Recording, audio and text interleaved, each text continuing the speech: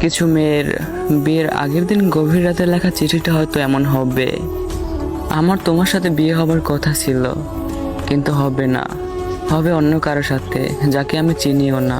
আমার অনিচ্ছা থাকা সত্ত্বেও সে আমাকে ছোঁবে, আমি চাইলেও কিছু করতে পারবো না। আমার অনেক ঘৃণা লাগবে, কারণ আমাকে যে অন্য কারো ছোঁয়ার কথা ছিল না, আমাকে যে তোমার ছোঁয়ার কথা ছিল। যখন তাকিয়ে দেখবো তোমার ছোঁয়ার জায়গায় অন্য কেউ আমাকে তখন আমি জোরে জোরে কান্না করতে থাকবো। আর আমার কান্না দেখে ওই মানুষটা হয়তো ভাববে আমি সুখের কান্না করতেছি, কিন্তু সে কখনোই বুঝবে না আমার বুকের বাপাশে যে একটা মানুষের জন্য ব্যথা জমে আছে।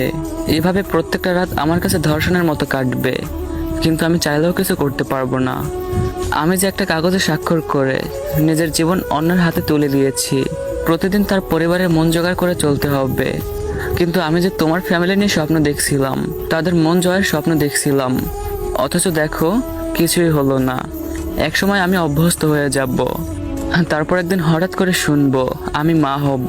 এটা তো একটা নারীর জীবনের সব থেকে সুখের দিন, কিন্তু আসলে ওই দিন আমি সুখী হব না।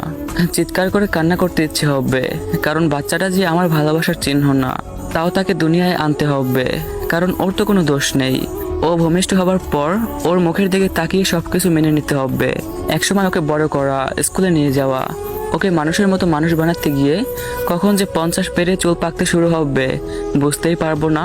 এর মাঝখানে হয়তো তোমাকেও মনে পড়বে, লুকিয়ে লুকিয়ে কান্না করব, তারপর দীর্ঘশ্বাস ফেলে আবারও ব্যস্ত হয়ে যাব। এভাবেই সময় কেটে যাবে।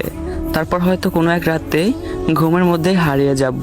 হয়তো তুমি সেই দিন জানবেও না, হয়তো আমার কথা মনে করবে, হয়তো আমার কথা মনে করে বালিশ চাপা দিয়ে কান্না করবে, কিন্তু সেদিন শত কান্না করেও কোনো লাভ হবে না।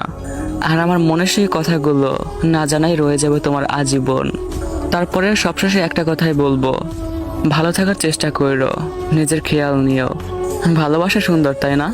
মেনশন করেন আপনার সেই মানুষটাকে যাকে নিয়ে সারা জীবন একসাথে থাকার স্বপ্ন দেখতেছেন।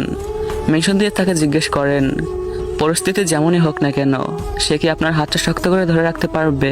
আর ভাইয়াটাকে যদি হারাতে না চান, তাহলে চাইলে ভাইয়াটার এই আইডিটাকে ফলো করে রাখতে পারেন।